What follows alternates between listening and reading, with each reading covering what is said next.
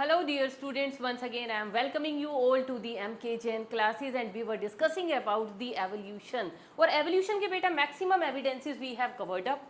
Almost सभी हो गए. We are only left with the molecular और the biochemical evidence. तो पहले 3-4 मिनट इसके बारे में बात कर लेते, then we will proceed toward the theories of evolution today.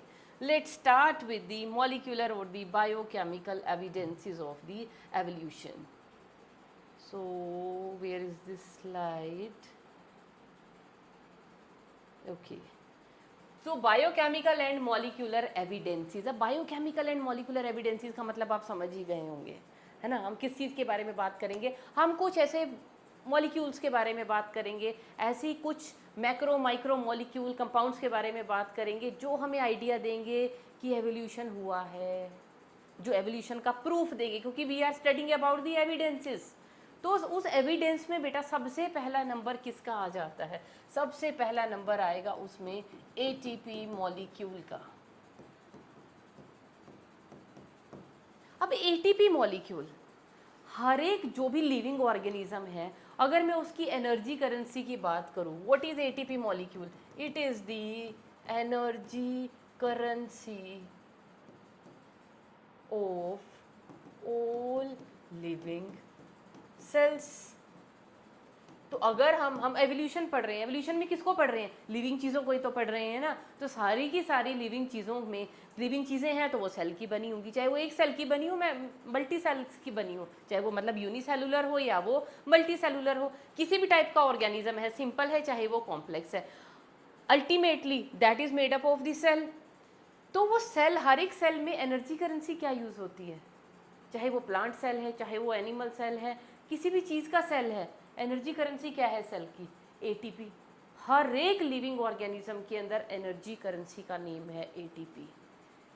सब में एक ही जैसी चीज़ है. तो ये एटीपी क्या बताती है? सब में एक जैसा मॉलिक्यूल है. एनर्जी करेंसी ये नहीं कि किसी और में एटीपी छोड़ो हम किसी और मॉलिक्यूल को बना लेते हैं. अब जैसे इंडिया में हमारे पास एक ही करेंसी है, सब गांधी बापू के नोट को जानते हैं, है ना. चलो अब तो उस पर वो सब अलग अलग और भी फोटोज आने लग गई हैं. तो एक ही करेंसी, जैसे इंडिया में पूरे में एक ही करेंसी चलती है, तो सारे लिविंग ऑर्गेनिज्म में एक ही करेंसी चलती है, दैट इज़ एटीपी. हर एक टाइप के ऑर्गेनिज्म में एक ही एनर्जी करेंसी है. इसका मतलब क्या है? कहीं ना कहीं वो सारे आपस में जुड़े हुए हैं, कि उनकी कहीं ना कहीं एंसेस्ट्री सेम थी, एक दूसरे से दूसरा तीसरे से ऐसे बना है, इसीलिए उनकी एनर्जी करेंसी आज तक सेम है. ये हमें क्या लेके जाती है? एवोल्यूशन का ये बनता है हमारे पास फर्स्ट एविडेंस. उसके अलावा बेटा there are some enzymes also. If I talk about trypsin, if I talk about amylase, ये जो एंजाइम है ना बेटा, ये फ्रॉम स्पॉन्जेस टू वर्टिब्रेट्स, सबके पास ये एंजाइम प्रेजेंट होता है. क्या होता है? ट्रिप्सिन एंजाइम पता है ना, प्रोटीन डाइजेस्टिंग एंजाइम. और एमाइलेज क्या होता है? किसके लिए होता है? कार्बोहाइड्रेट्स के लिए. एमाइलम स्टार्च पता ही होगा, ठीक है. तो ट्रिप्सिन और एमाइलेज एंजाइम भी, ट्रिप्सिन को तो हम क्या बोलते हैं? Universal enzyme. क्या है ये? This is the universal enzyme. और ये एंजाइम मैंने बताया ना, स्पॉन्जिस से लेके वर्टिब्रेट तक हर ऑर्गेनिज्म तक ये प्रेजेंट है. तो इसका मतलब क्या है? सबके अंदर एक ही तरह का एंजाइम प्रेजेंट है. उसका मीनिंग समझ रहे हो आप? सब में ही प्रोटीन के लिए कोई और चीज़ नहीं बनी, कोई अलग चीज़ नहीं बनी, सबके अंदर यही प्रेजेंट है. तो इसका मतलब क्या है? सभी कहीं ना कहीं एक ही सोर्स से जुड़े हुए थे, तो उस सोर्स से ही सबको ये प्रोटीन डाइजेस्ट करने के लिए कि भी ट्रिप्सिन है, अगले में भी ट्रिप्सिन ही रहा, उसमें भी ट्रिप्सिन रहा. मतलब ये जो कैरेक्टर है वो कहाँ से लेके आ रहे हैं? अपने एनेसेस्टर से. और सबकी एनेसेस्ट्री कहीं पे जाके कहीं ना कहीं कॉमन है. तो ये भी हमें कॉमन पॉइंट तक लेके जाता है. तीसरी चीज़ हो गई बेटा साइटोक्रोम कॉम्प्लेक्स. अब देखो ये ना वैसे एक ऐसा टॉपिक है, ये जो एविडेंसेस है ना, इतने सारे एविडेंस है कि मैं इन पे 1 घंटा बोल सकती हूँ. तो हम कुछ सिलेक्टेड की बात करेंगे, सिर्फ बात समझने की कोशिश करेंगे. अब जैसे साइटोक्रोम कॉम्प्लेक्सेस हैं, किस चीज़ में हेल्प करते हैं? साइटोक्रोम कॉम्प्लेक्स हमें कब काम आते हैं? During the process of respiration. चाहे वो प्लांट की रेस्पिरेशन है, चाहे वो एनिमल्स की रेस्पिरेशन है, साइटोक्रोम चेन पे तो चलता ही है ना. इलेक्ट्रॉन्स पता है ना साइटोक्रोम, अगर नहीं भी पता तो क्यों नहीं पता होगा, है ना? आप तो 12th क्लास की हो, तो आप तो सारी की सारी ह्यूमन फिजियोलॉजी पढ़ के आ रहे हो, तो रेस्पिरेशन तो आप ऑलरेडी कर चुके हो। तो साइटोक्रोम हमें पता है, तो साइटोक्रोम भी हर एक जहाँ पे भी कोई भी लिविंग सेल है, लिविंग सेल में मेटाबॉलिज्म चलेगा, और मेटाबॉलिज्म का पार्ट क्या है? रेस्पिरेशन तो होगी ही होगी, और रेस्पिरेशन में साइटोक्रोम पे की हेल्प से, रेस्पिरेशन के लिए cytochrome, whether it is a plant cell, किसी माइक्रो ऑर्गेनिज्म की cell, whether it is an animal cell, सबके अंदर इनवेरिएबली साइटोक्रोम प्रेजेंट है। इसका मतलब क्या है? सबके एनेसेस्टर क्या थे? कॉमन। उस कॉमन एंसेस्टर से सबको ये साइटोक्रोम मिल गए। उसके अलावा क्या है बेटा? और बायोकेमिकली हम कैसे कर सकते हैं? अभी एग्जाम्पल तो मैंने कहा ना, पता नहीं कितने हम लोग इसमें लिख सकते हैं। लाइक ब्लड ग्रुपिंग को आप लिख सकते हो, हॉर्मोन्स को लिख सकते हो, type of blood groups. Blood groups क्या, कितने टाइप के ब्लड ग्रुप हैं? ह्यूमंस में ले लो, ऑर्गेनिज्म, सिर्फ मंकीज को छोड़ दो, है ना, उनको छोड़ के बाकी में, एप्स में हो गए, ह्यूमंस के अंदर हो गए, ब्लड ग्रुप क्या है? ऑलमोस्ट सबके अंदर सिमिलर है, मतलब हमारी क्या है? सिमिलर एनेसेस्ट्री है। और यहाँ पे बात होती है हॉर्मोन्स के बारे में भी। अब सपोज कीजिए ह्यूमंस को डायबिटीज़ हो गई है। डायबिटीज़ का मतलब क्या है? कि इंसुलिन अच्छे से काम नहीं कर रहा।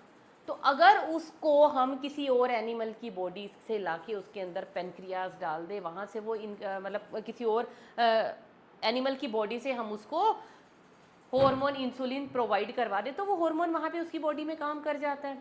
क्योंकि इंसुलिन क्या करता है? ग्लूकोज को मेटाबोलाइज नहीं कर पाता है, जिसकी वजह से क्या हो जाता है? ग्लूकोज अक्यूमुलेट होना शुरू हो जाता है, और ग्लूकोज को मेटाबोलाइज करने का, चेंज करने का काम ग्लाइकोजन में किसका होता है? ये होता है इंसुलिन का। तो अगर इंसुलिन डिफेक्टिव हो गई डायबिटीज़। और अगर इस इंसुलिन को किसी और ऑर्गेनिज्म की बॉडी से, पहले क्या करते थे, जब तक बायोटेक्नोलॉजी नहीं आई थी, जेनेटिक इंजीनियरिंग नहीं आई थी, तब तक बेटा क्या करते थे?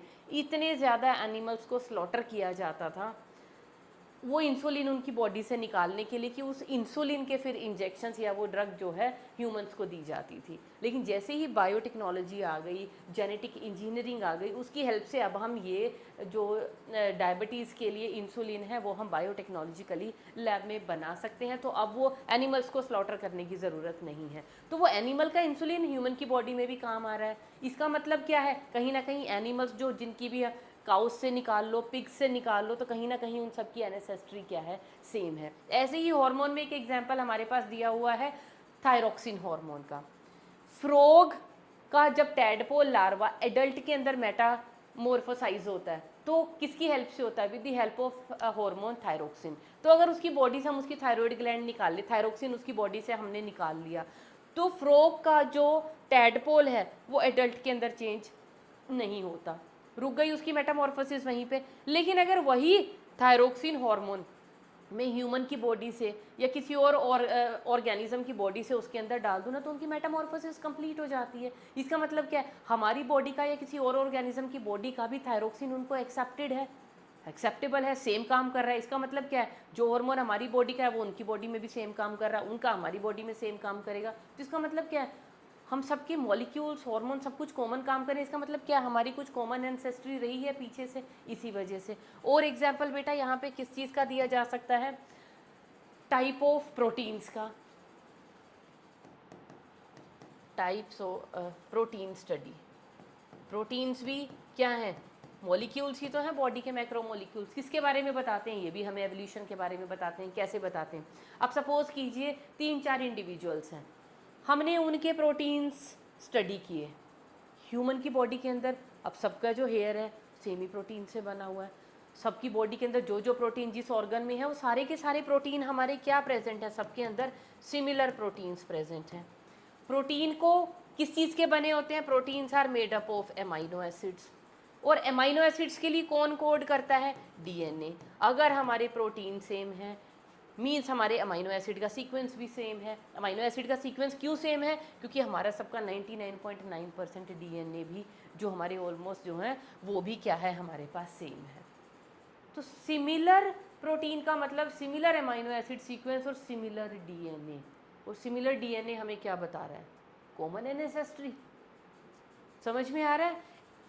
उसके बाद बेटा हमारे पास एग्जाम्पल ना और भी हैं। क्रोमोसोम बेंडिंग हो गई हमारे पास, और बहुत सारे और मॉलिक्यूल्स के एग्जांपल्स हैं, मेटाबॉलिज्म का एग्जांपल है। तो उतना सब कुछ डिस्कस कर, जितना मर्जी इस टॉपिक के ऊपर बोलते रहो, तो हमें कुछ ऐसे बायोकेमिकल्स और ये सब चीज़ें पता होनी चाहिए जिनसे हम अपने पॉइंट को, कि हाँ एवोल्यूशन हमें कहीं ना कहीं से समझ में आ रही है कि ये देखो ये सारी की सारी चीज़ें किसकी तरफ इशारा करती हैं, कि कहीं ना कहीं हमें कॉमन एंसेस्टर से इवॉल्व होके अलग अलग स्पीशीज़ बनी है। क्योंकि हम सबके अंदर कुछ कॉमन बायोकेमिकल्स, कुछ कॉमन मॉलिक्यूल्स, कुछ कॉमन प्रोसेसेस आज भी चल रही हैं। और वो प्रोसेसेस जो कॉमन है वो क्या बता रही हैं, हमारी कॉमन एंसेस्ट्री के बारे में, जहाँ से एवोल्यूशन होके चेंज होके हम लोग नई नई स्पीशीज़ बनते चले जा रहे हैं। ठीक है, तो बेटा बस इतना ही था बायोकेमिकल और मॉलिक्यूलर एविडेंसेस में। इसके साथ बेटा हमारे जो एविडेंसेस थे, देखो हम एविडेंसेस यहाँ से लेके चले थे, हम लोग स्टार्ट किए थे, तो हमारा ये भी हो गया, ये भी हो गया, ये भी हो गया, ये भी हो गया, और आज हमने मॉलिक्यूलर एंड बायोकेमिकल एविडेंसेस के बारे में भी बात कर ली। तो इस चैप्टर में अब नेक्स्ट क्या है हमारे पास, नेक्स्ट कंटेंट हमारे चैप्टर में क्या आता है बेटा, that is the theories of evolution. Quite interesting, बहुत इजी और बहुत इंटरेस्टिंग है। अब ये थ्योरीज ऑफ एवोल्यूशन क्या है, थ्योरीज ऑफ एवोल्यूशन एक तरह से हमें क्या समझाने की कोशिश कर रही हैं कि how evolution took place. Evolution हुई कैसे, और you can say that the mechanism of evolution, mechanism of evolution. हम कह रहे हैं ना, एवोल्यूशन का मतलब हिंदी में क्या होता है, विकास, कि एक चीज़ से दूसरी बन रही है मॉडिफाई होके, उससे मॉडिफाई होके तीसरी बन रही है, चौथी बन रही है, हर बैटर बैटर बैटर नई नई नई नई नई नई स्पीशीज़ बनती चली जा रही है। इसी को तो एवोल्यूशन बोल रहे हैं, कि एक ऑर्गेनिज्म था कभी, उसमें कुछ चेंजेस आए, कुछ मॉडिफिकेशन आए, उससे दूसरा बन गया, उसमें कुछ चेंजेस आई, मॉडिफिकेशंस आई, उससे तीसरा बन गया। पर ये एवोल्यूशन होती कैसे है, क्या है, क्या चीज़ें हैं जिसकी वजह से, कौन ट्रिगर करता है, कौन ड्राइव करता है कि एवोल्यूशन हो, और कैसे ये हो रही है, तो ये सब कुछ हम पढ़ेंगे थ्योरीज ऑफ एवोल्यूशन में। और हमें क्या मेन इंपॉर्टेंट थ्योरीज कौन कौन सी पढ़नी है बेटा, एक हमें पढ़ना है लेमार्किज्म, मतलब लेमार्क्स थ्योरी पढ़नी है यहाँ पे हमें, जिसे हम बोलते हैं लेमार्किज्म। एक हम पढ़ेंगे बेटा डार्विन की थ्योरी ऑफ नेचुरल सिलेक्शन, और एक हम यहाँ पे बात करेंगे ह्यूगो डी वरीज की म्यूटेशन थ्योरी की, Hugo de worries mutation theory. Lamarck की क्या थी, theory of the acquired characters, इसकी थ्योरी थी theory of the natural selection, इसकी थ्योरी थी म्यूटेशन थ्योरी। तो इन तीन थ्योरीज की हम बात करेंगे वन बाय वन। बड़ा इंटरेस्टिंग सा है, कुछ ज़्यादा ऐसे घबराने की ज़रूरत नहीं है, बहुत इंटरेस्टिंग है, एक कहानी की तरह सुनते चले जाओ, बस एग्जाम्पल्स याद कर लेना। तो Lamarck's theory of acquired character, तो इनका नेम क्या था, पूरा name Jean Baptiste Christian D Lamarck, Jean Baptiste Christian D Lamarck, ये इनका पूरा का पूरा नेम था। तो लेमार्क ने क्या कहा, लेमार्क ने कहा, अब इसकी थ्योरी को हम एक्वायर्ड कैरेक्टर की थ्योरी क्यों बोलते हैं वो भी सब समझ आ जाएगा।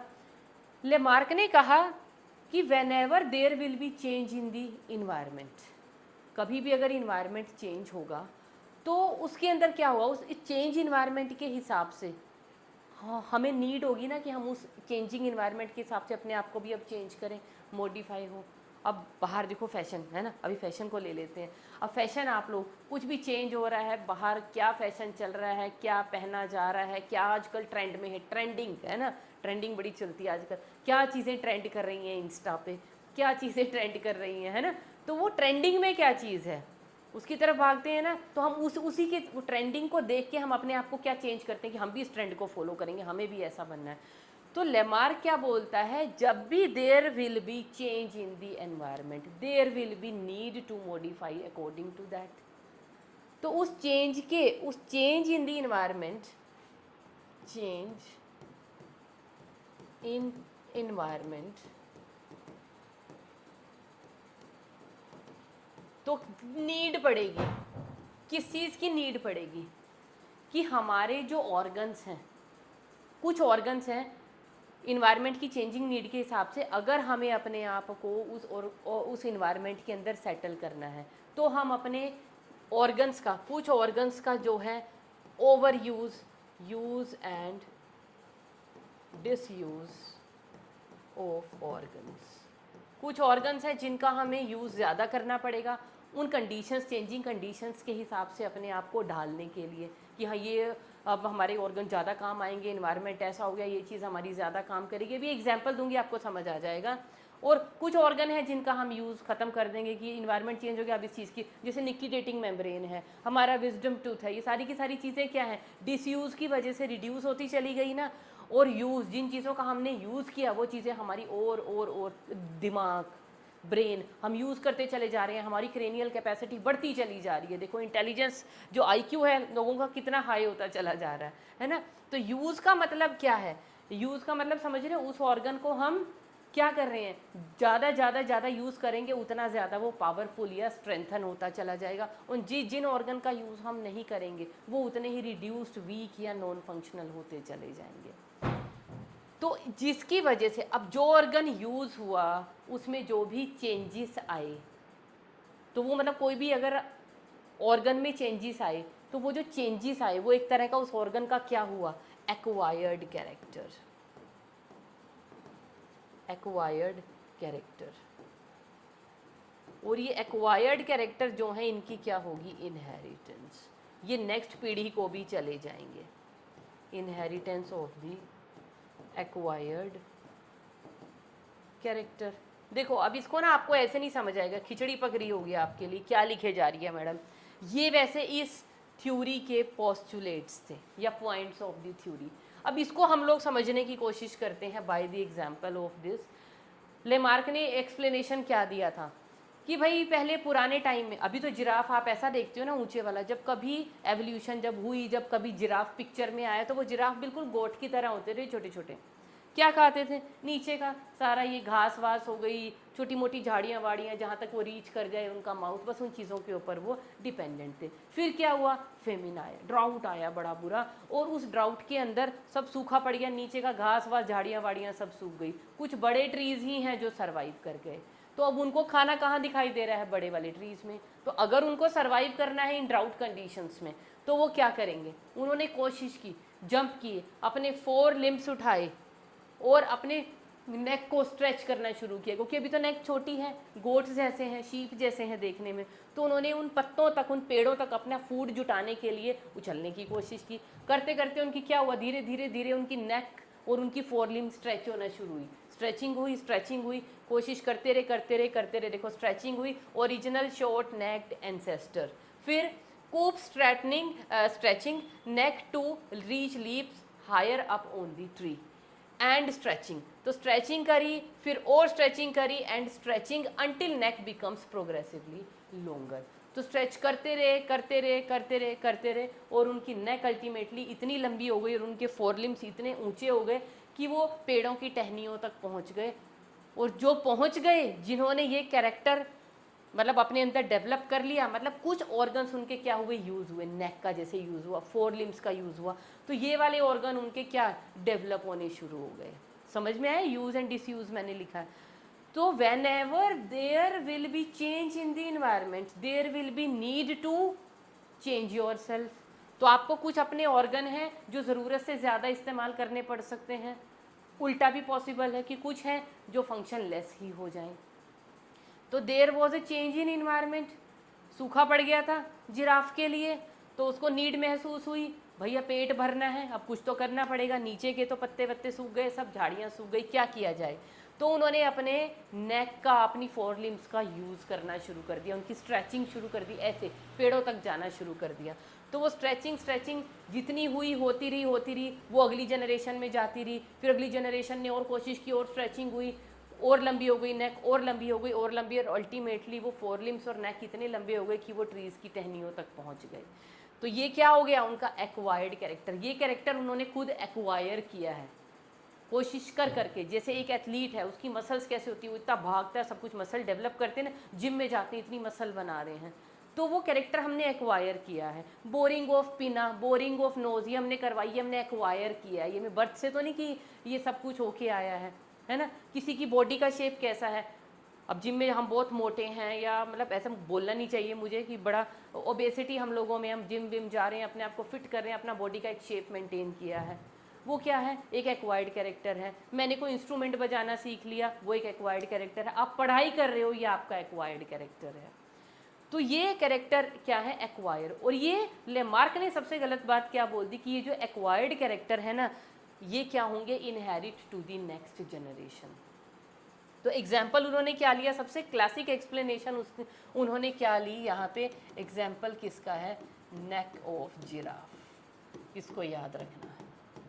और उसके अलावा उन्होंने बहुत सारी और चीज़ें भी बोली कि ब्लैक स्मिथ को देखो, उनके बाइसेप्स कितने स्ट्रॉन्ग होते हैं, पूरा दिन वो ब्लैक स्मिथ जो कोयले का काम करते हैं वो ऐसे ऐसे ऐसे करते रहते हैं, हैमर भी पीटते रहते हैं, तो उसकी वजह से उनके बाइसेप्स देखो आप। कोई भी एथलीट है वो रन कर रहा है, उसके देखो लेग्स की जो मसल्स हैं कितनी ज़्यादा। तो इस तरह के बहुत सारे उन्होंने एग्जाम्पल्स दिए कि ये देखो कोई भी ऑर्गन का अगर हम कॉन्टीन्यूस यूज़ करेंगे तो वो ऑर्गन ज़्यादा से ज़्यादा स्ट्रेंथन होता जाएगा, डेवलप होता जाएगा। That thing is true. होता है ना, ये जिम में जाके आप भी वेट लिफ्टिंग करो, पूरी एक्सरसाइज करो जी, बाइसेप बना के छोड़ेंगे, ट्राइसेप बना के छोड़ेंगे, एब्स बनाएंगे, सब करेंगे। तो अगर वो आपने कर लिया, मेहनत किया ना, आपने उन ऑर्गन्स का, अपने मसल्स का प्रॉपर यूज़ करना शुरू किया, तो वो मसल्स क्या हो गई, आपकी डेवलप हो गई। किसी चीज़ का अगर आप यूज़ नहीं कर रहे हो तो वो धीरे धीरे धीरे वो चीज़ क्या हो जाएगी, रिड्यूस हो जाएगी, नॉन फंक्शनल हो जाएगी बॉडी के अंदर। तो यहाँ तक तो ठीक था। तो उन्होंने क्या कहा कि ये एक्वायर्ड कैरेक्टर है, पर उन्होंने क्या कहा कि एक्वायर्ड कैरेक्टर नेक्स्ट जनरेशन को भी इनहेरिट हो जाते हैं। सबसे पहले बताओ, थ्योरी समझ में आ गई, क्या थे थ्योरी के पॉइंट, कि whenever there will be change in environment there will be a need to modify themselves according to the change environment. उसके लिए हम अपने ऑर्गन्स का यूज़ या डिसयूज़ करेंगे। उसके अलावा तो वो जो ऑर्गन्स में जो भी चेंजेस आए वो हमारा क्या होगा, एक्वायर्ड कैरेक्टर। सपोज हमने मसल बना ली, वो हमारा क्या एक्वायर्ड कैरेक्टर है। या जैसे जिराफ ने अपनी नेक और फोर लिम्ब लंबी कर ली, वो कैरेक्टर उन्होंने अपने यूज़ ऑफ ऑर्गन से क्या कर लिया, एक्वायर कर लिया। अब ये जो एक्वायर्ड कैरेक्टर है इन वन जनरेशन, ये नेक्स्ट जनरेशन को ऑटोमेटिकली इनहेरिट हो जाएंगे। This was the theory of Lamarck, है ना। अब इससे सिंपल लैंग्वेज में तो क्या ही समझाएंगे, ये एग्जाम्पल हो गया। अब सबसे बड़ा इस थ्योरी का था क्रिटिसिज्म। और क्रिटिसिज्म यहाँ पे किसने दिया, क्रिटिसिज्म के लिए कौन रिस्पॉन्स है, ऑगस्ट वाइजमैन। ऑगस्ट वाइजमैन ने क्या दी थी बेटा, he proposed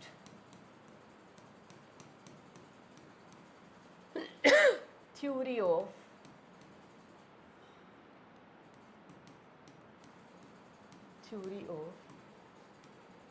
continuity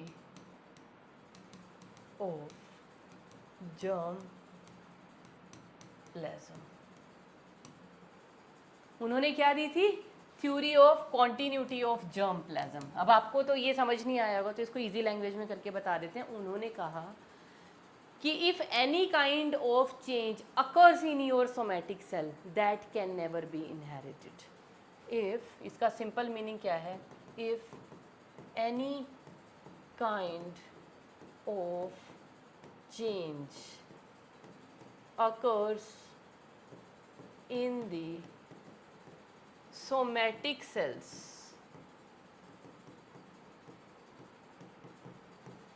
that change is never inheritable।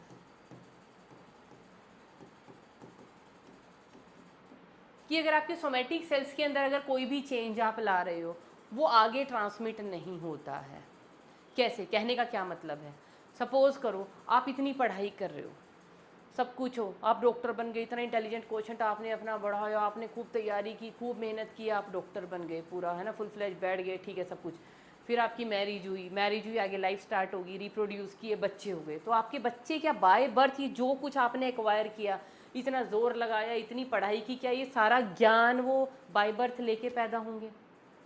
Sachin Tendulkar जी को ले लीजिए, कितने महान क्रिकेटर, द ग्रेट वन, है ना। तो उनका बेटा, अब उन्होंने अपने लाइफ टाइम में ग्रेटनेस अचीव की, तो क्या उनका बेटा जब पैदा हुआ, क्या यही स्किल, ठीक है खेल रहा है क्रिकेट लेकिन वो सचिन तेंदुलकर की बराबरी कभी भी नहीं कर सकता, तो क्या उनका ये सारा का सारा टैलेंट उनके बेटे को, क्योंकि अगर लेमार्क की बात सही है, लेमार्क ने क्या कहा, देखो ध्यान दो, लेमार्क ने कहा अपनी लाइफ टाइम में जो भी एक्वायर्ड कैरेक्टर की बात की, एक्वायर का मतलब होता है कोई भी कैरेक्टर अगर हम अपने लाइफ टाइम में एक्वायर कर रहे हैं तो वो तो आगे से आगे जनरेशन में इनहेरिट होता चला जाएगा। अब सपोज कीजिए मैंने ये बोरिंग ऑफ पिना एंड बोरिंग ऑफ नोज करवाया है, तो क्या ये बोरिंग अब मेरी हो गई और मेरे पास अगर बच्चे हैं तो क्या ये मेरे बच्चे क्या बाय बर्थ ही उनके पिना में और नोज़ के अंदर बोरिंग मिलेगी? या अगर सपोज करो कोई एथलीट है, उसने अपनी, या कोई जिम वाला है, उसने अपनी, या रेसलर ने बॉडी शॉडी बनाई है, तो उनके आगे अगर रेस आ रही है, उनके आगे जनरेशन आ रही है, तो क्या वो जैसे ही बड़े होंगे बिना मेहनत किए क्या उनके मसल्स डेवलप हो जाएंगे कि नहीं? ये तो हमें इनहेरिटेंस में जी गिफ्ट मिला हुआ है, हमारे पेरेंट्स ने एक्वायर किया था और ये तो पीढ़ी दर पीढ़ी दर पीढ़ी चलते रहेंगे। अगर ऐसा होता तो मज़ा आ जाता। बस एक बार किसी एक दादा परदादा ने अच्छी पढ़ाई कर ली होती, सब कुछ ज्ञान बटोर लिया होता, बस आगे पीढ़ी दर पीढ़ी हम उसको बढ़ा ही रहे होते कि वो तो है ही, आगे थोड़ा बहुत हम एक्वायर कर लेते, आगे थोड़ा बहुत हम एक्वायर कर लेते। नहीं। तो अगस्त वाइजमैन ने क्या कहा, if any kind of change occurs in the somatic cell, जैसे भी जिराफ में था कि भैया सोमैटिक सेल्स के अंदर अगर सिर्फ चेंज हो रहा है ना तो वो इनहेरिटेबल नहीं है। मतलब कि अगर आप अपनी मसल्स बना रहे हो तो वो आप अपने लिए बना रहे हो, आपकी जो आगे जनरेशन आएगी उनको अपने लिए बनानी पड़ेंगी। ये नहीं कि आपकी मसल्स इनहेरिटेंस में उनको गिफ्ट मिल जाएगी, आपके जीन्स के थ्रू चली जाएगी। नहीं भाई, ये आपका एक्वायर्ड कैरेक्टर है, और एक्वायर्ड कैरेक्टर भी किसके साथ एसोसिएटेड है? With the somatic cell. Somatic cell समझते हो ना? एक होती हैं हमारे पास जर्मिनल सेल जो एसोसिएटेड होती हैं विद दी, क्या जर्मिनल सेल समझते हो ना? जर्मिनल सेल, और एक होती हैं सोमैटिक सेल। जर्मिनल सेल जो रिप्रोडक्शन में हेल्प करती हैं, दूसरा होता है सोमैटिक सेल्स। तो अभी इसको भी लिख देते हैं, any change occurring in germinal cells is only inheritable. कि अगर जर्मिनल सेल में कोई चेंज होगा तो वही सिर्फ इनहेरिटेबल होगा। मतलब आपके जीन्स में अगर कोई चेंज आया है, हाँ, तो वो चेंज पास ऑन ऑब्वियसली होगा through chromosome to the next generation. लेकिन आपने सोमैटिक, आपने अपनी बॉडी में, सोमैटिक सेल क्या होती है? जर्मिनल सेल के अलावा जो और सारा बॉडी का ढांचा बना हुआ है ना? हमने मसल बना ली तो वो हमारे बच्चों को नहीं जाने वाला वो कैरेक्टर। हमने बड़ी पढ़ाई कर ली, बड़े इंटेलिजेंट हो गए, बड़े अवार्ड्स जीत लिए, तो वो इंटेलिजेंस हमारी आगे नेक्स्ट जनरेशन को नहीं जाएगी, उन्हें अपने लिए मेहनत करनी पड़ेगी। क्योंकि अगर ऐसा होता तो डॉक्टर का बेटा डॉक्टर होता, यूजुअली होता है, वो तो एम्फेसाइज एक फैमिली का कल्चर हो जाता है, डॉक्टर है तो हम भी डॉक्टर बनेंगे, तो वो बाय बर्थ ही डॉक्टर होता है, उसको पढ़ाई करने की क्या ज़रूरत पड़ती है ना? कोई गिटारिस्ट है, उसने गिटार बजाना सीख लिया तो उसका बच्चा तो बाय बर्थ ही गिटार बजाता हुआ पैदा हो जाता, अगर लेमार्क की थ्योरी करेक्ट होती। समझ में आ गया? तो कोई भी कैरेक्टर अगर हम अपनी लाइफ टाइम में अचीव कर रहे हैं, एक्वायर कर रहे हैं, तो वो हमने अपनी मेहनत से एक्वायर किया है, वो इनहेरिट नहीं होगा। इनहेरिट सिर्फ वही चीज़ होगी अगर कोई चीज़ हमारे जीन्स को चेंज कर रही है। अगर चेंज आएगा जीन में, सिर्फ तब वो इनहेरिटेबल होगा। तो सोमैटिक सेल से कुछ लेना देना नहीं है। बाहरी चीज़ों को आप जितना मर्जी अच्छा कर लो, बुरा कर लो, जो मर्जी कर लो, वो चेंज आगे ट्रांसमिट नहीं होगा टू दी नेक्स्ट जनरेशन। तो ये था क्रिटिसिज्म ऑफ द थ्योरी, जो किसने दिया था? ऑगस्ट वाइसमैन ने। क्योंकि उनकी थ्योरी इनकी थ्योरी के बिल्कुल ऑपोजिट थी। वो ये कहते हैं जो आप बोल रहे हो ना कि मैंने ये चीज़ एक्वायर कर ली लाइफ टाइम में, तो वो उसको आप आगे दे नहीं सकते, आपकी नेक्स्ट जनरेशन को वो चीज़ अपने लिए खुद एक्वायर करनी पड़ेगी। दूसरी आ जाती है, तो बेटा ये थ्योरी तो फेल हो गई, पिट गई लेमार्क की थ्योरी। नेक्स्ट आ गई Darwin's theory of natural selection. अब डार्विन साहब क्या बोलते हैं? ठीक है, क्या नेम था इनका? Charles Darwin. अभी ताज़ा ताज़ा अभी इनका नेम सुन के आप हटे हो ना, गैलापागोस आइलैंड। चार्ल्स डार्विन क्या थे? ये एक ग्रेट नेचुरलिस्ट और बड़ा शाना बंदा भी था ये, समझते हो? बहुत इंटेलिजेंट और बहुत तेज। ये वैसे तो ये थ्योरी को ना हम डार्विन थ्योरी नहीं बोलना चाहिए, इसको हमें बोलना चाहिए Darwin Wallace theory of natural selection. क्योंकि वेलेस का भी अभी नाम पढ़ा था ना, वेलेस का अभी जब आपको एविडेंसेस पढ़ा रही थी, बायोजियोग्राफिकल एविडेंसेस, आर्कीपेलागो में गए थे वो, जो इंडोनेशिया है ना आज का, तो वहाँ पे आर्कीपेलागो नाम का आइलैंड था पहले वो। तो आर्कीपेलागो में उन्होंने स्टडीज़ की थी एनिमल्स के ऊपर, डिफरेंट टाइप के फ्लोरा और फाना के ऊपर, कि कैसे उनमें क्या चेंजेस था। उसके बाद फिर डार्विन फिंचीज और वहाँ की और सब चीज़ें उन्होंने स्टडी की थी, वो हम बायोजियोग्राफिकल में एविडेंसेस में डिस्कस कर चुके हैं। तो डार्विन ने क्या किया था बेटा, डार्विन ने ना अपने आप कुछ नहीं किया था। एक्चुअल में हुआ क्या था, जिस वक्त डार्विन और वेलेस, वेलेस का भी नाम पीछे आया था, तो इन्होंने क्या किया था, ये नेचुरलिस्ट थे सिंपली। उसी वक्त ना एक कुछ पेपर पब्लिश हुआ था, और वो पेपर पब्लिश किया था बेटा मेल्थस ने। The name of the fellow was W मेल्थस।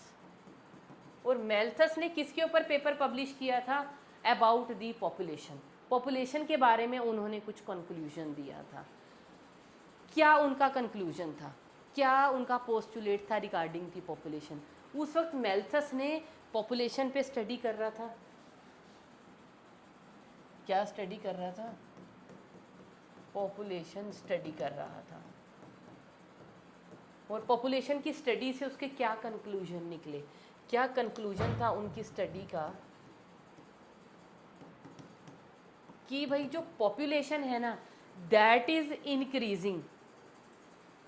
कैसे इंक्रीज हो रही है,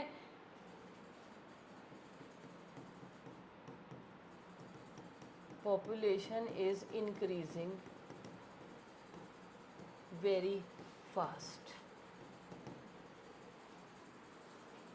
और जो नेचुरल रिसोर्सेज हैं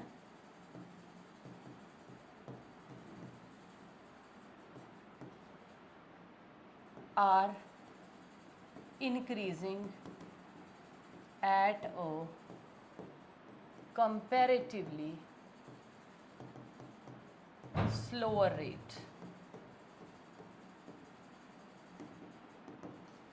उन्होंने क्या कहा, पॉपुलेशन कैसे इंक्रीज कर रही है, ऐसे 2 से 4, 4 to 8, 8 to 16, 16 to 32, 32 to 64 and so on. Population तो ऐसे डबल अप हुई जा रही है, डबल अप होती जा रही है।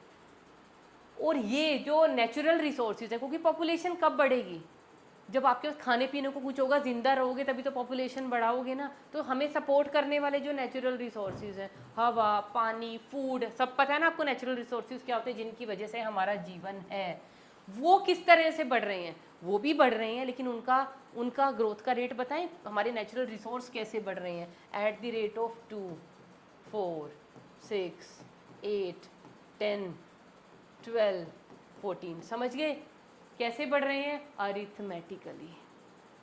और ये कितनी फास्ट रेट से बढ़ रहा है, और ये सिर्फ अरिथमेटिकली इंक्रीज कर रहे हैं। तो जब ये 2 से 4 हुआ, ये भी 2 से 4 है, लेकिन ये 4 to 8 हो गया, ये बेचारा 6 ही हुए अभी। ये 8 to 16 हो गई, ये अभी 8 को ही सपोर्ट करने के मूड में है। तो जो नेचुरल रिसोर्सेज हैं जो पॉपुलेशन को सपोर्ट करते हैं, वो नेचुरल रिसोर्सेज कम रह जाएंगे, और पॉपुलेशन जिस रेट से बढ़ रही है पॉपुलेशन ज़्यादा हो जाएगी। तो पॉपुलेशन ज़्यादा हो जाएगी, और उसको एक तरह से सपोर्ट करने के लिए जो रिसोर्सेज हैं वो क्या रह जाएंगे, कुछ टाइम के बाद कम रह जाएंगे। तो फिर क्या आ जाएगा, there will be a pose, कि पॉपुलेशन बढ़नी क्या हो जाएगी, बंद हो जाएगी, लोग मरने शुरू हो जाएंगे। तो इस तरह का उसने उस वक्त एक कंक्लूजन दिया था मेल्थस ने। अब डार्विन और वेलेस ने क्या किया, उनके इस रिसर्च पेपर को पढ़ा, और नेचुरलिस्ट तो थे ऑलरेडी, वो कुछ कर ही रहे थे, ये आर्चीपेलागो में ये चले गए थे। ये कहाँ पे गया था, वेलेस आर्कीपेलागो आइलैंड, जो अभी इंडोनेशिया है।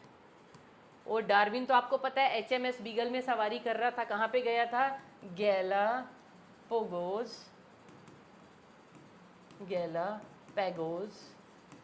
Island in HMS beagle. तो ये स्टडीज़ कर ही रहे थे कि कौन से जानवर अभी जो जी रहे हैं उनको उन्होंने स्टडी किया, जो एक्सटिंक्ट हो गए हैं, मर गए हैं, उनमें से उनको देखा। उसके अलावा कि किस तरह से ये रिसोर्सेज और ये सब चीज़ें उनके पास में आ गई, तो उससे उन्होंने दिमाग लगाया। और उस वक्त उन्होंने एक चीज़ और देखी, आर्टिफिशियल सिलेक्शन। वो इसको छोड़ दो अभी, वेलेस को।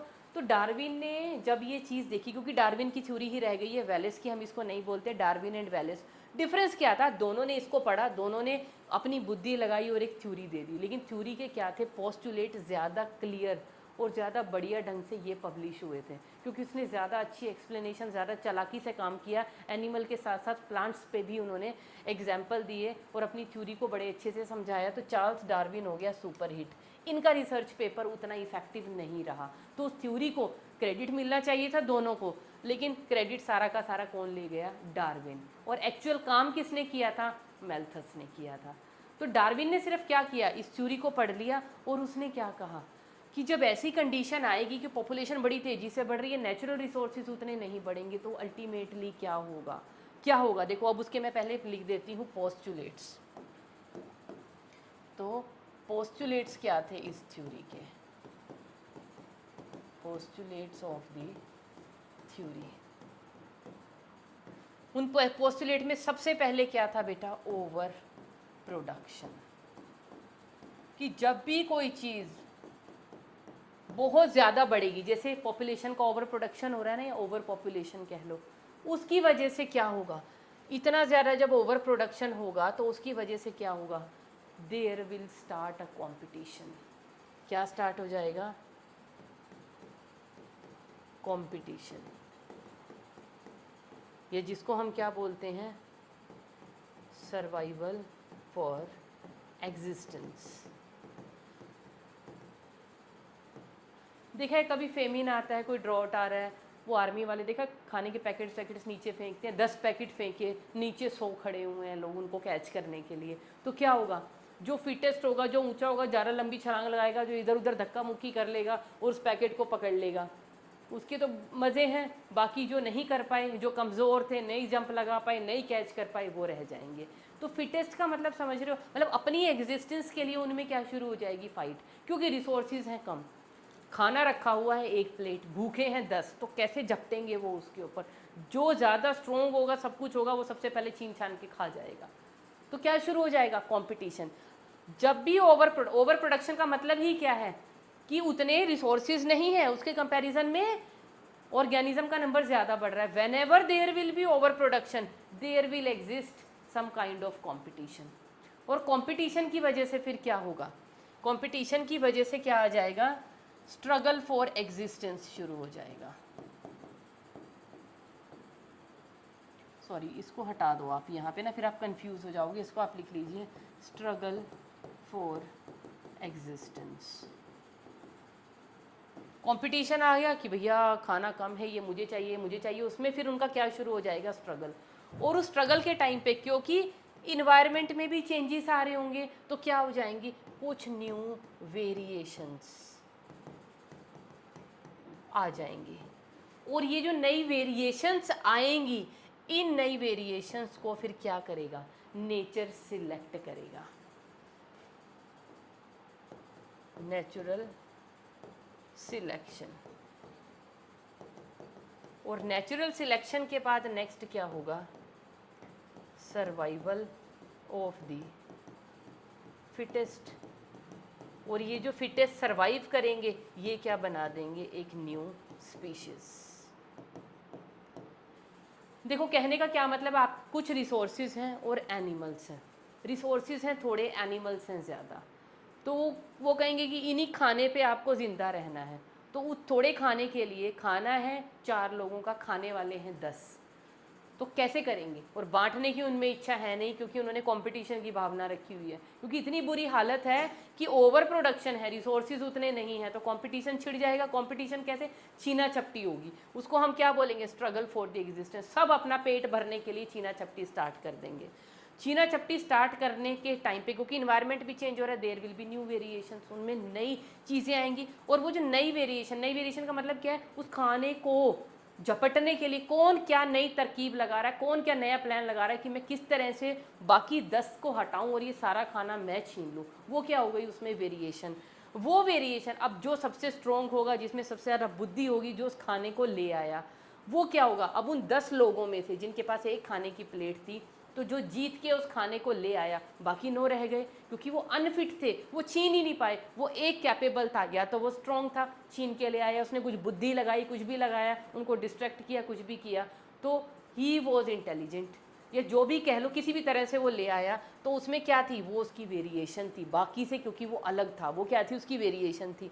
ले आया, तो जो फिट है, अब क्योंकि वो ले आया उसमें वेरिएशन थी, मतलब उसमें कुछ अलग चीज़ थी कि बाकी 9 भूखे रह गए, वो ले आया तो उसने खाना खाया, वो क्या हो गया, जी गया। तो जी गया का मतलब क्या है, इसको हम क्या बोलते हैं, नेचुरल सिलेक्शन। अब नेचर ने उसको, नेचर हमेशा किस चीज़ को सिलेक्ट करेगा, आप देखो किसी जंगल में भी बहुत सारे ऑर्गेनिज्म रह रहे हैं, ठीक है, ऑर्गेनिज्म में भी तो आप शेर हैं सपोज, इतना ज़्यादा उन्होंने अपना नंबर बढ़ा लिया बढ़ा लिया बढ़ा लिया, फूड उतना अवेलेबल हो नहीं रहा जंगल में, तो शेर क्या करेंगे, दूसरे को मारना शुरू कर देंगे, ये शिकार मेरा है तो इसको नहीं खा सकता, नहीं मैं खाऊंगा, चलो भाई चलो, दौड़ भाग शुरू हो गई, मारा मारी शुरू हो गई। तो इसको हम क्या बोलते हैं कि जो अब उन 2 शेरों में, माना 10 शेरों की लड़ाई हो रही है, 2 की हो रही है किसी फूड के लिए, तो उनमें से जो स्ट्रांग होगा वो जीत जाएगा, दूसरे को वो मार देगा। तो जो मर गया उसको हम क्या बोलते हैं, क्योंकि वो वीक था तो वो मर गया, हम क्या कहेंगे, नेचर ने उसको एलिमिनेट कर दिया।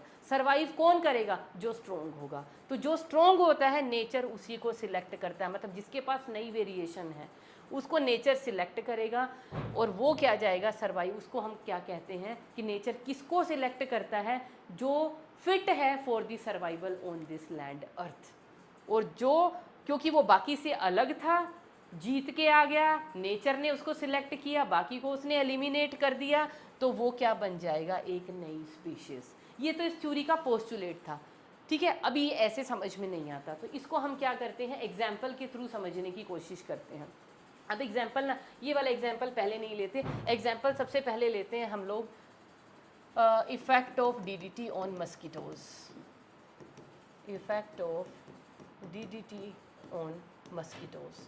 पहले ना बेटे पुराने टाइम में ना, अभी 90s के टाइम में क्या था, there was outbreak of malaria, बहुत ज़्यादा मलेरिया फैल गया, तो गवर्नमेंट ने क्या किया, जगह जगह DDT के छिड़काव करने शुरू कर दिए। जैसे आजकल भी वो फॉगिंग करवाते हैं ना धुएं की, कि ठीक है मच्छर वच्छर मर जाएं, इधर उधर बारिश का मौसम आ रहा है, कुछ आ रहा है, कि किसी भी तरह से कोई मलेरिया या ये डेंगू वेंगू नहीं फैल पाए। तो 90s के टाइम में क्या था, बहुत ज़्यादा आउटब्रेक था मलेरिया का, तो गवर्नमेंट ने DDT के स्प्रे स्टार्ट करवा दिए। DDT क्या है, एक तरह का इंसेक्टिसाइड है, पेस्टिसाइड है, तो उसके स्प्रे शुरू करा दिए कि कहीं पे भी हाइट्स में, रुके हुए पानी में, कहीं पे भी, मतलब हर जगह स्प्रे कर जाते थे और मस्कीटोज मर जाते थे। तो क्या सारे के सारे मस्कीटो मर जाते, तो आज ये मस्कीटो कहाँ से पैदा होके आ गए। अगर सारी रेस ही इंडिया में गवर्नमेंट ने छिड़काव कर करके DDT का सारे मच्छर ही मार दिए, तो ये मच्छर किधर से पैदा हुए। एक्चुअल में हुआ क्या था, उन्होंने जब मस्कीटोज के ऊपर छिड़काव किया मैक्सिमम मर गए, लेकिन कुछ मच्छर जिनमें कहते हैं ना, किसी भी चीज़ में आप जीने की आप में एक विल पावर होनी चाहिए कि नहीं नहीं मैं सर्वाइव कर जाऊंगा, मैं इससे मरूंगा नहीं जल्दी से, मुझे तो जीना है, मुझे अपनी ज़िंदगी में कुछ करना है। तो कुछ मच्छर थे जिनके अंदर कुछ ऐसी शक्ति थी, मतलब ऐसी शक्ति ऐसे नहीं बोलना चाहिए, वो सुपर नेचुरल पावर नहीं थी, मतलब दे वर रेजिस्टेंट टू दैट DDT, कि उनका इम्यून सिस्टम इतना स्ट्रॉन्ग था कि DDT डालते रहो हमें कुछ नहीं होगा। तो माना 100 में से कुछ 2 या 4 थे जो DDT से भी सर्वाइव कर गए, उनके ऊपर कोई इफेक्ट ही नहीं हुआ। तो क्या थी, ओवर प्रोडक्शन थी, बहुत सारे मच्छर थे, देखो बहुत सारे मच्छर थे, उनको बचना था। DDT डाल रहे हैं, कंपटीशन छिड़ा हुआ, बचना है बचना है बचना है।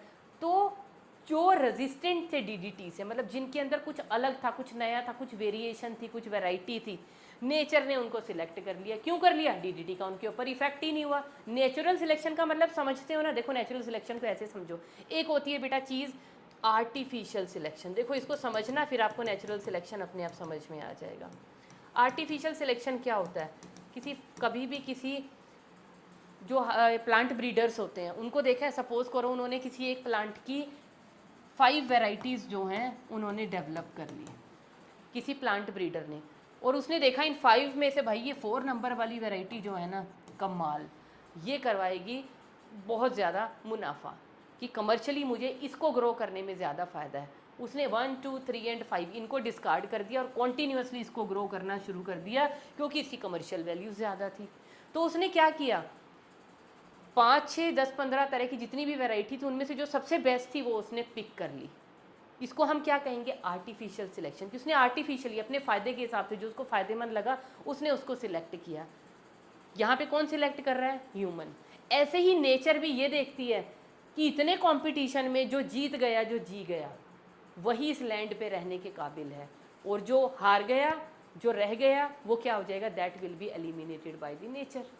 तो जब किसी भी तरह का कंपटीशन होगा तो जिसमें वेरिएशन होगी, मतलब कि जो फिटेस्ट होगा फॉर दी सर्वाइवल उसको नेचर सिलेक्ट करेगा और उससे क्या बन जाएगी, वो एक नई स्पीशीज़ के रूप में उभर के सामने आएगा। अब डीडीटी से मैक्सिमम मस्कीटोज मार दिए, लेकिन वो मस्कीटोज जिनके अंदर डीडीटी के अगेंस्ट रेजिस्टेंस थी वो बच गए, वो आगे रिप्रोड्यूस करते रहे, और जो रिप्रोड्यूस करते रहे उनके ऊपर भी डीडीटी का इफेक्ट नहीं हुआ। क्यों भाई, उनके माँ बाप, उनके पूर्वज ही ऐसे थे, उनके अंदर डीडीटी की क्या थी, रेजिस्टेंस थी, हम मरते ही नहीं। तो वही कैरेक्टर आगे से आगे उनके जो और मस्कीटोज की प्रोजेनीज आती रही उनमें भी आता रहा, उन पर भी डीडीटी का कोई इफेक्ट नहीं हुआ। अभी जैसे आपकी नहीं है, पहले वो आते थे क्या बोलते थे उनको, ये कैस्पर वैस्पर, इतने ना केक्स आते थे वो मस्कीटोज के, वो मुझे याद नहीं उसको, गुड नाइट मैट्स इतने छोटे छोटे से रख देते थे लाइट्स के ऊपर या कहीं पे जगा के, या वो कोयल्स, मस्कीटो कोयल्स आती थी वो जगा रहे, तेरे मच्छर मर जाएंगे, मर जाते थे। लेकिन उनमें भी कुछ मच्छर क्या थे, रेजिस्टेंट थे कि हमारे ऊपर इनका कोई असर नहीं होगा, वो फिर बच गए, उन्होंने फिर रिप्रोड्यूस किया तो वो आगे वो कोयल वोयल से रेजिस्टेंट वैरायटी पैदा होती रही, कोई फ़र्क ही नहीं पड़ रहा था, तो कोयल वोयल हमने फेंकी, चलो जी अब हम क्या बनाएं, कुछ लिक्विड बनाते हैं। ये मोर्टीन और ये जब ऑल आउट वगैरह आजकल चला हुआ, हमने ये बनाए लिक्विड्स, अरे भाई इनका इफेक्ट होने लग गया, इससे मच्छर मरने लग गए। लेकिन कुछ मच्छर उनमें से भी इतने तेज़ थे कि लो तुम ये भी बना लो, हमारे ऊपर इसका भी इफेक्ट नहीं आएगा। उन्होंने अपने आप को इतना स्ट्रॉन्ग बनाया कि वो उससे भी नहीं मर रहे। तो आज के टाइम में आप कितने भी लिक्विडेटर जो मर्जी लगाते रहो मच्छरों के ऊपर, जल्दी से, अभी भी देखा है ना, अगर होंगे आपके कमरे में 8-10 मच्छर, उसमें से 1-2 तब भी भिन भिन आ रहे होंगे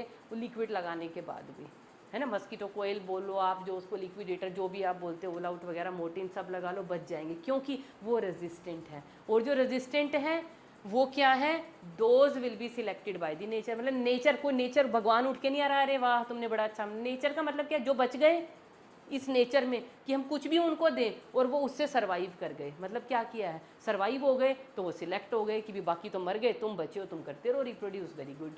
ये थ्योरी थी बस, और कुछ भी नहीं। दूसरा एग्जाम्पल बेटा यहाँ पे हम एक और ले सकते हैं, antibiotic resistance in bacteria. Antibiotic resistance in bacteria. अब कुछ बैक्टीरिया होते हैं बेटा जिनको एंटीबायोटिक दो, है ना, मोस्टली बैक्टीरिया एंटीबायोटिक दो मर जाते हैं, एंटीबायोटिक का ट्रीटमेंट दिया, बैक्टीरिया किल्ड। लेकिन कुछ बैक्टीरिया होते हैं जिनके अंदर एंटीबायोटिक के अगेंस्ट रेजिस्टेंस होती है, उनके ऊपर एंटीबायोटिक डाल लो, वो बैक्टीरिया मरेगा ही नहीं। जब नहीं मरा, क्यों नहीं मरा, क्योंकि उसके पास एक वेरिएशन है, उसके पास एक स्पेशल कैरेक्टर है, और वो स्पेशल कैरेक्टर क्या है कि मैं तो रेजिस्टेंट हूँ, मेरे पास रेजिस्टेंट जीन है, तुम कोई भी एंटीबायोटिक मुझे दे दो मैं नहीं मरने वाला। तो माना एक कल्चर के अंदर हमारे पास 20,000 बैक्टीरिया हैं, उन 20,000 बैक्टीरिया में हमने एंटीबायोटिक का डोज डाला, तो जिन बैक्टीरिया के पास एंटीबायोटिक के लिए रेजिस्टेंट जीन है वो बच जाएंगे, और बाकी सब क्या हो जाएंगे, ख़त्म हो जाएंगे। तो जो बच गए उनको हम क्या बोलते हैं, सर्वाइवल ऑफ द फिटेस्ट, कि ये फिटेस्ट थे सर्वाइव करने के लिए। तो नेचर हमेशा फिट चीज़ को सिलेक्ट करेगा, और वही जो बचे हैं वो आगे मल्टीप्लाई करते रहेंगे करते रहेंगे करते रहेंगे, और आगे जनरेशन बनाते रहेंगे। तो अभी जो नए बने हैं, क्योंकि पहले वालों के पास ऐसा फीचर नहीं था रेजिस्टेंस का, इनके पास नया फीचर है, तो ये एक नई स्पीशीज़ बन गए, तो न्यू स्पीशीज़ बन जाएगी। ऐसा ही बेटा एक क्लासिकल एग्जाम्पल जो हमारी एनसीईआरटी की बुक के अंदर भी दिया हुआ है, वो एग्जाम्पल है बेटा इंडस्ट्रियल मेलानिज्म का। Industrial melanism. अब ये इंडस्ट्रियल मेलानिज्म किसकी बात है, ये इंडिया में बात नहीं हो रही बेटा, ये यूके की बात हो रही है। कि यूके में 1850s के टाइम पे क्या था, 1850 के टाइम पे वहाँ पे ना किसी भी तरह की इंडस्ट्रियलाइजेशन अभी नहीं हुई थी, वो डेवलप हो रहा था, डेवलपिंग कंट्री था, जैसे अभी इंडिया डेवलपिंग कंट्री है ना, तो वहाँ पे कुछ खास ज़्यादा मतलब अभी डेवलपमेंट थी नहीं किसी भी तरह की। There was no industrialization, no industrialization नहीं थी, इंडस्ट्रीज नहीं थी, तो देयर वॉज नो पोल्यूशन, और पोल्यूशन नहीं था तो there were lichens on the trees, lichens on the trees, है ना। जब मैंने आपको लाइकन्स पढ़ाए थे वहाँ बताए थे ना, लाइकन्स कहाँ पे होते हैं, lichens are the pollution indicator, जहाँ पे पोल्यूशन नहीं होगा वहाँ पे लाइकन भर भर के पेड़ों के ऊपर लगे होंगे। तो बेटा इंडस्ट्रियल मेलानिज्म क्या है, जब इंडस्ट्रीज़ नहीं थी तो यूके में किसी भी तरह का पोल्यूशन नहीं था, पोल्यूशन नहीं था तो वहाँ पे ट्रीज़ की बार्क पे भर भर के लाइकन्स लगे हुए थे, और उन लाइकन के ऊपर रहता था एक मोथ, और उस मोथ का नेम था बेटा बिस्टन बिट्यूलेरिया। क्या नेम था, बिस्टन बिट्यूलेरिया। और कैसे कलर का मोथ था ये? It was a grey coloured moth. Moth पता है ना क्या होता है? सबको पता है, बटरफ्लाई, मोथ, डिप्टरा ऑर्डर के जो है। चलो आपको ऑर्डर तो अभी कहाँ पता होंगे। तो बटरफ्लाई जैसा ही वो गंदा सा ग्रेइश कलर का होता है ना मोथ, तो वो है। तो ग्रे कलर का मोथ वहाँ पे, ये देखो ग्रे कलर का मोथ। अब इसकी एक और वैरायटी होती है जिसको हम क्या बोलते हैं बेटा? बिस्टन कार्बोलेरिया। इसकी ना दो वैरायटीज़ मिलती थी उस टाइम, एक थी बिस्टन कार्बोनेरिया। अब ये जो बिस्टन कार्बोनेरिया है ना बेटा, it was a black bodied, black coloured moth. तो 1850s के टाइम पे अगर हम देखें ना बेटा, जो इनका नंबर था ना ग्रे कलर वालों का, दैट वॉज क्वाइट हाई। ये बेचारे बहुत थोड़े थे नंबर में। क्यों थे? क्योंकि लाइकन भी ग्रे कलर थे। तो ये वाले जो बिस्टन बिटुलेरिया थे ये भी ग्रे कलर के थे। जब लाइकन के ऊपर बैठते थे दिखते ही नहीं थे, उन्हीं जैसे कैमोफ्लेज बोलते हैं ना जिसको, उन्हीं की तरह दिखते थे। तो जो इनके प्रीडेटर्स होते थे इनको देख ही नहीं पाते थे, खा ही नहीं पाते थे। और जब इस लाइट बैकग्राउंड पे ग्रे कलर के लाइकन्स पे अगर ब्लैक वाले जाके, या ब्राउन बॉडी लिखा हुआ है, वो जाके बैठेंगे तो वो अलग से दिख जाएंगे प्रीडेटर को, उनको उठाएंगे, खा जाएंगे प्रीडेटर्स। इसीलिए उनका नंबर कम था। ये क्योंकि फिटेस्ट थे सर्वाइवल के लिए, क्योंकि इनके पास कैमोफ्लेज था। इन्होंने अपने आप को बिल्कुल लाइकन के कलर जैसा ढाल लिया था अपने बॉडी के कलर का, तो ये सर्वाइव कर गए। जो सर्वाइव कर गए, हम क्या कहते हैं, नेचर ने उसको सिलेक्ट कर लिया। It was the fittest for the survival. लेकिन कहानी हो गई उल्टी कुछ सालों के बाद। और वो उल्टी कहानी क्या हुई? Around 1920s industrialization starts. जब इंडस्ट्रियलाइजेशन स्टार्ट हुई तो क्या हुआ? Lot of pollution. और पोल्यूशन किस चीज़ का? कोल बर्निंग से। इंडस्ट्रीज़ लगी स्टार्टिंग में, तो वहाँ पे कोल बर्निंग होती थी इंडस्ट्रीज़ को चलाने के लिए, और वहाँ का एक बाय प्रोडक्ट निकलता था SO2। और SO2 या किसी भी तरह के, और यूजुअली SO2 के पोल्यूशन से जो लाइकन्स हैं, these are sensitive to the pollution. तो लाइकन्स जो हैं, लाइकन्स की ग्रोथ वहाँ पे रुक गई, पेड़ों के ऊपर लाइकन ही नहीं बचे। अब जब लाइकन ही नहीं बचे तो एक ग्रे कलर के मोथ जब ब्राउन कलर की या ब्लैकिश कलर की, डार्क कलर की बार्क पे बैठते थे तो प्रीडेटर को दिख जाते थे। तो ये जो ग्रे वाले जो अभी तक एडवांटेज में थे, प्रीडेटर इनको पिक करता था, खा लेता था। लेकिन यहाँ मज़े आ गए थे बिस्टन कार्बोनेरिया को, क्योंकि ये उसी कलर के थे जिस कलर की ट्री की बॉडी थी। तो यहाँ पे क्योंकि ये बेस्ट थे वहाँ सर्वाइवल के लिए, इनको प्रीडेटर देख ही नहीं पाता था, ये बैकग्राउंड के साथ मैच हो जाते थे। तो 1920 में क्या हुआ? जो बिस्टन बिटुलेरिया था उसका नंबर बेटा कम हो गया, और बिस्टन कार्बोनेरिया का नंबर जो है वो बढ़ गया। किस वजह से? तो ये थ्योरी भी, ये क्या कर रहा है, ये एग्जाम्पल किस चीज़ को सपोर्ट कर रहा है? डार्विन की थ्योरी को सपोर्ट कर रहा है कि हाँ, जो बेस्ट होगा कंपटीशन में, दोनों प्रेजेंट थे एट द सेम टाइम, लेकिन जिसमें कुछ स्पेशल होगा, कुछ वेरिएशन होगी, वही सर्वाइवल ऑफ द फिटेस्ट के लिए रेडी होगा।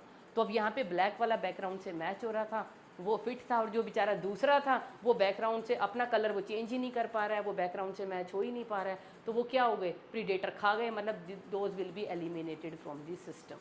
तो ये एग्जाम्पल भी बहुत एक क्लासिक एग्जाम्पल है डार्विन की थ्योरी का। तो बेटा होप ये पोस्टुलेट्स आपको डार्विन की थ्योरी के समझ आ गए।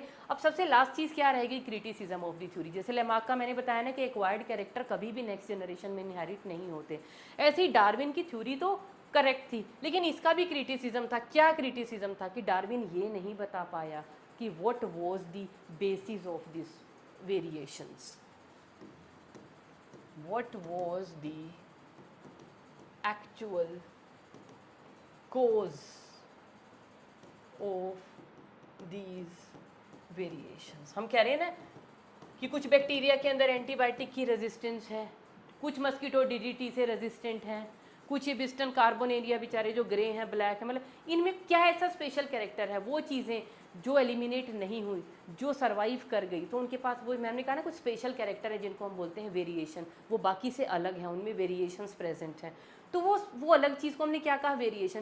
कि ये बाकी दूसरों से अलग हैं क्यों, इनमें ऐसा क्या हो गया, ये वेरिएशन उनके अंदर क्या क्यों आई, क्या कोज है इन वेरिएशन का? तो इस चीज़ को he was not able to explain, he didn't explain, उसके पास इस चीज़ का कोई एक्सप्लेनेशन था नहीं था। तो this was the criticism of the theory, कि उसने थ्योरी तो दी उसको एक्सप्लेन भी किया, लेकिन अगर उसके ऑब्जेक्शंस उठे तो उनके लिए उसके पास कोई आंसर नहीं था। अब इस चीज़ को आगे ये बेटा क्लैरिटी देंगे ह्यूगो डी वेरीज, जिनकी थ्योरी आएगी म्यूटेशन थ्योरी, उसको हम लोग पढ़ेंगे in the next lecture. That's all for today. रुको सर।